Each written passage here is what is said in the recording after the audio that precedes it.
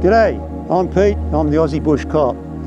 In 2012, I retired from the New South Wales Police because of mental health issues. And now I get to live on beautiful King Island where I'm a homesteader. I have beautiful dogs like this. And I'd like to share with some of my stories with you. Good morning, everybody. Change of scenery for this morning. I was down here at Piranha Recording Studio with Wade and to do a podcast with our friend Mike, the Texan policeman, but realised that they're now on daylight saving time, so we're 1 hour early. So I thought, in the meantime, I'll share with you a couple of stories. One of the pieces of information that Wade's just given me is that our channel has now gathered 250,000 views. Now, that doesn't even sound right when I say it, but nonetheless, it's true. And I'm incredibly grateful to you all for doing that. And there's many of you that are regular viewers and commentators, I suppose you say. And I really, really appreciate all the comments that you leave. And I look forward to responding to them. And hopefully that will continue. So this morning, I thought we would continue with some of my stories from the central west of New South Wales. One of them, the first one I'll share with you, is kind of funny, but it's also potentially very serious, and it has to be seen in both those lights. Anyway, as you probably know or can expect, that when police bring someone into custody, I mean into a charge room, is that sometimes that's really over the top. And a lot of prisoners are clearly they are distressed, whether they're used to being in custody or not. Sometimes it's a distressful experience for them. And so we get used to people being over the top, and we try and manage that, or we do manage that. And this particular story is the story of the worst person I ever saw in custody. And that's really saying something, because I've seen some pretty badly behaved people, or you might say very distressed people. Anyway, I don't remember, and it doesn't really matter to the story, why this person came into custody, but he was one of those people that you can accurately say was known to police. And he was just completely and utterly over the top. In the end, in every big police station like that, there is what's called a custody manager, and that's a police officer. They can be whatever rank, whose job is to look after prisoners. I've done it plenty of times, but this particular time I was the arresting officer, and the custody manager was using a bargaining chip of a phone call to get this prisoner to be more reasonable. Now, I don't know whether this is true or not. Perhaps it's something I can ask Mike when we're talking to him next, Mike the Texan policeman. But in the United States, you often hear that they have a right to a phone call. And but in Australia, that's not the case. There's no right to a phone call. But you can use it, as was in this story, a bargaining chip to get someone to calm down, to be reasonable. And that's what happened. And so in practical terms, how this happens is where the custody manager, that's the police officer in charge of the prisoners, is standing. There's a phone on the wall behind him. There was also another phone outside of that enclosed area that a prisoner can use, but it's connected to the same line. And so in the end, this prisoner who was just going ballistic you would most likely call it a cell, but technically speaking, it's not a cell. It's actually a dock, D-O-C-K. There's a legal difference between the two, but in practical terms, zero difference. In fact, the dock can become a cell with a single, more or less, stroke of a pen. Anyway, the prisoner was agreed that if he would calm down, he would be given a phone call to his mother. Now, another part of the story I need to explain is that every police officer in uniform has to identify themselves. You can either have your name, or you can have about here on your shirt a name plate. And what I used to wear was a number, and my number was 213. And so that's so the public can identify you. And so this prisoner was allowed out of the cell, the dock, led over to the phone, which is just a matter of a few metres away. And he gets on the phone. He gives the phone number to the custody manager. The custody manager rings the number. It's his mother. She answers the phone, and then the prisoner is told to pick up the phone. This is kind of like the funny part. And so he picks up the phone and almost immediately starts telling his mother. He says, "Mom, 213." Now I have to put this delicately because I don't want to add any horrible things to the world, but and I'll use the word sodomise.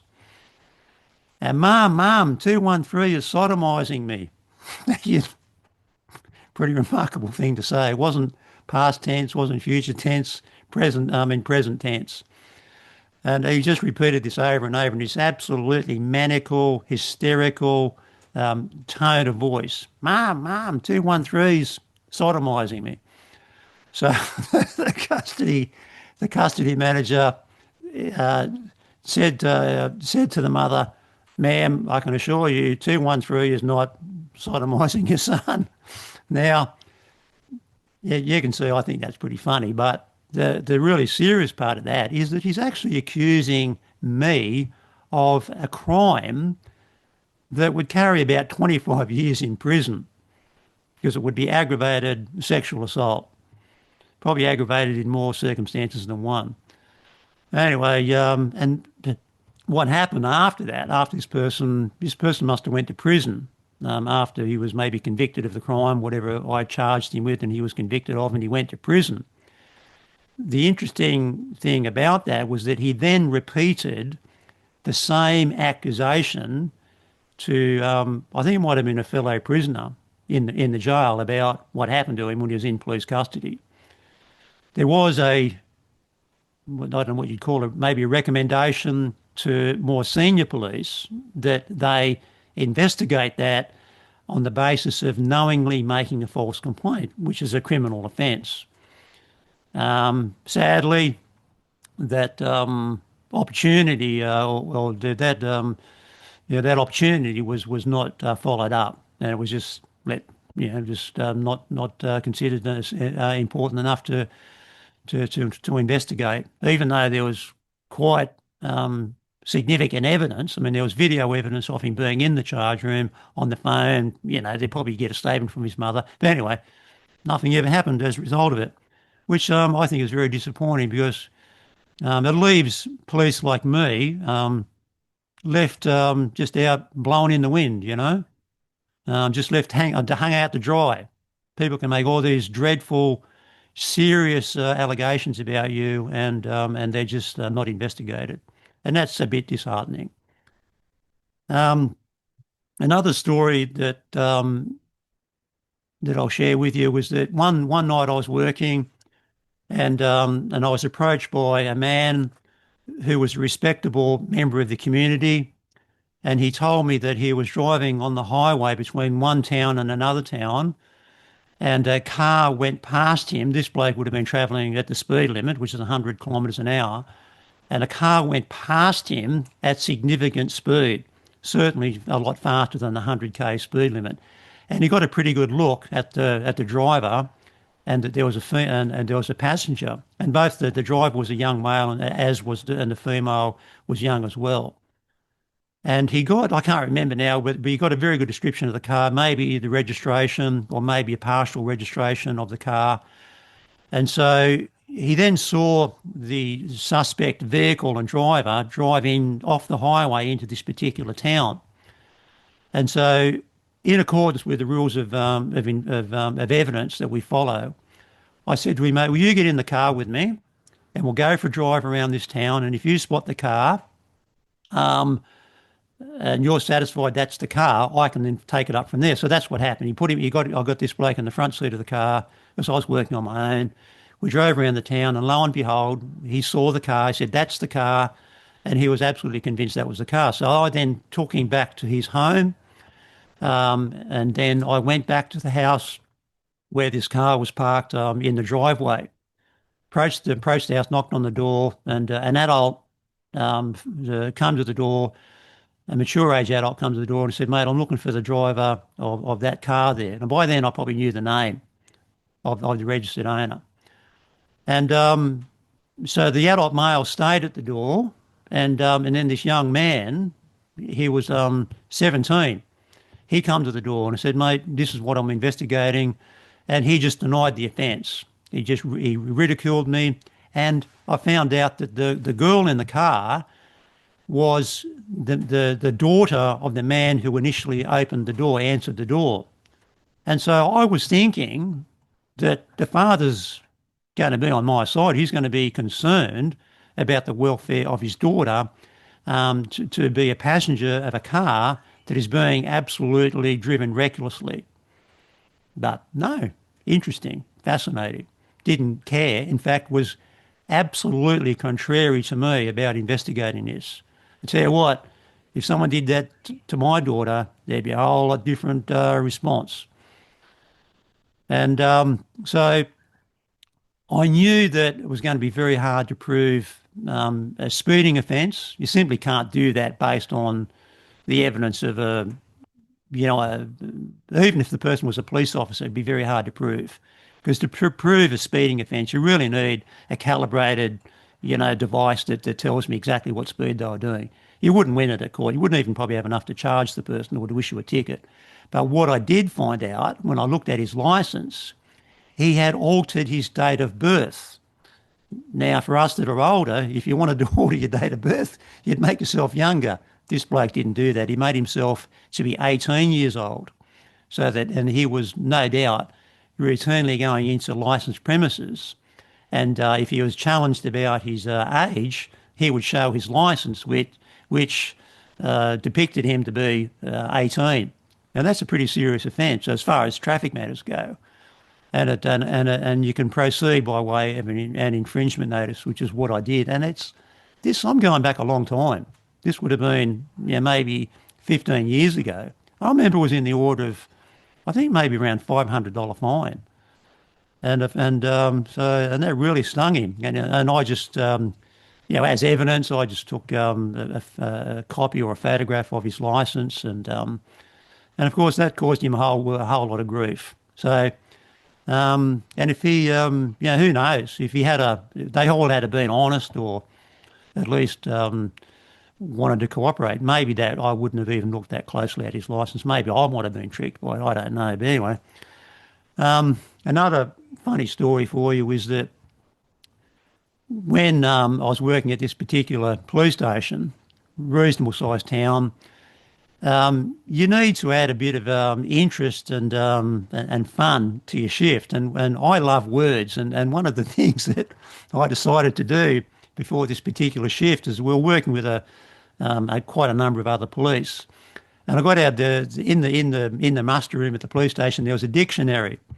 And I got out the dictionary and I said, right, there might have been 4 or 5 people in this team of police. I said, just randomly go through the dictionary and pick a word. You got to just open it up, not look at it, and just point at the page, and whatever word your finger lands on, you got to tell me what that word is. And then during the shift, you've got to put. I think there might have been about 5 words. You've got to put those words into a nonsensical, well, it was going to be nonsensical by nature, sentence. And during the shift, you have to use that short sentence, including all those words, just to someone and see what happens. So I can't remember what the words were now, apart from 2 of them. One of them was NASA, N-A-S-A, because at the back of the dictionary is a whole bunch of whatever you call that, acronyms maybe. And one of them was develop. And I remember the first time we did this, we were doing what was called a bail compliance check, which means that if you're on bail and you've got, generally it was a curfew bail, and we would go around and make sure you were complying by your curfew bail. You had to be at home between, say, 6 p.m. and 6 a.m., that sort of thing. And so we went round to this house. I was working with a police lady this night, and we knocked, and it was her job. She knocked on the door, and this young man comes to the door, and I was just standing back there doing deliberately just deadpan, and I was yeah, just sort of standing over the shoulder of my partner, and I just run out this stupid sounding sentence like developing NASA. And you just see this bloke looking at me going, what in the hell is he talking about? This doesn't make any sense. But during the night, we just kept on saying it.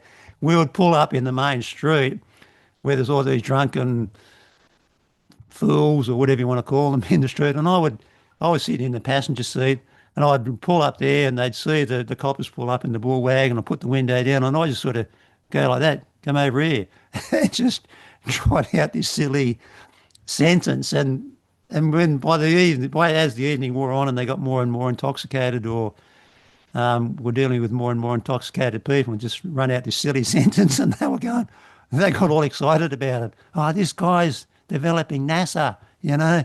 And I said, yeah, mate, we're going to be back here at 7 o'clock in the morning, and we're going to have a meeting about developing NASA. You be here. And they got all excited about it. Anyway, it's just a lot of fun. Sometimes you just got to make your own fun. Another one that was pretty sort of funny and sort of cute too was that I used to make a real point of pulling over 10 cars every shift for a random breath test. And so what I used to do in this town where I was stationed, it was more or less sort of like on a highway, and the pub was on the highway, and I would make a point of pulling over cars that I sort of knew were travelling through town, you know, going from one town to another, I suppose, and put the red and blue light on. It was in the evening, and people in the pub, they would see me go past, and they would tell me later, oh, well, Pete's out there doing RBT. Yeah, it was a fair enough warning. He's out there doing RBT. Don't drive home drunk. Ring the missus up or whatever you need to do. Anyway, and so one of the cars that I pulled over had, and I used to try and be very, very pleasant and have a bit of fun, you know. Anyway, this particular car that I pulled over had I would say a mature aged lady, probably the diplomatic way of putting it. She's probably at least maybe 75. Anyway, and it was say it was 6 o'clock in the evening. And I pulled this nice, lovely lady over, told her what it was for, and I couldn't help but comment on how nicely she was dressed. She had on a very nice, she had a lilac-coloured outfit on, you know, top and bottom. She had the war paint on, and, you know, had the hair done, and she was clearly going out for the evening. And I just commented on how lovely she was looking. And she said, she said, you'll have to pull me up on the way home. Anyway, I said, oh, I can't do that. I said, people are going to start talking. Anyway, she was a lovely lady, and I can only presume by now she's passed on, but it was a very nice interaction, and I bless her for it. Anyway, but I'll finish with a more serious story, and this harkens back to another podcast that I did dealing with organised criminals.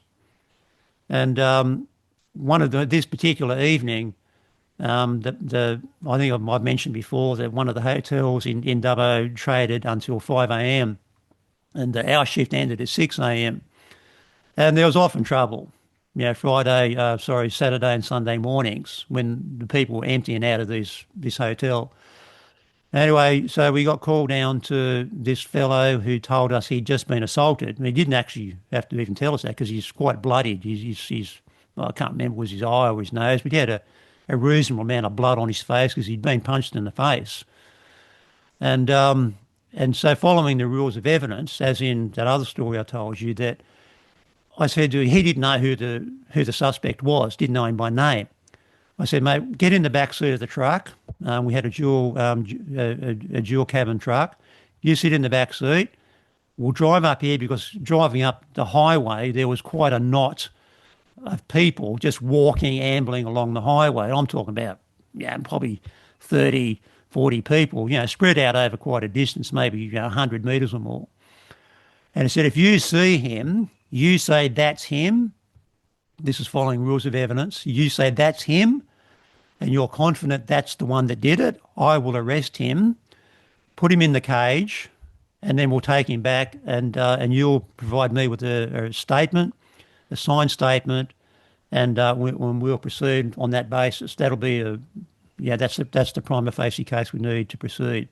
Of course, we would photograph his injuries and then offer an interview to the suspect and whatnot. Anyway, we did all of that. We saw him. That's him. Righto. We got out, arrested him, put him in the cage, went back and did what we had to do. But what I then found out when I was taking the statement from the victim was that he was a member of he was a member of an organised criminals in that town. And you might say the funny part of this story is that when I learnt that, I then told the suspect who he'd assaulted. And ordinarily, when we charge someone, we then it's called a bail date, and that was always a month after the arrest. It was 1 month later. You got to appear in court, either you have to appear or a solicitor on your behalf. So I went through a plea of guilty or not guilty. And but when this bloke found out who he had assaulted, he was scared, and he probably should have been. And what he did is he went to the court and made an application to the court to have his bail date brought forward 3 weeks. So it was only 1 week after he had been that he committed the assault that he went to court and pled guilty and then left town. Probably a good move. So I think that's maybe enough for today. And I'd love to hear what you think about those stories. And thanks so much for your continued support in getting to that 250,000. Thanks so much and see you next time.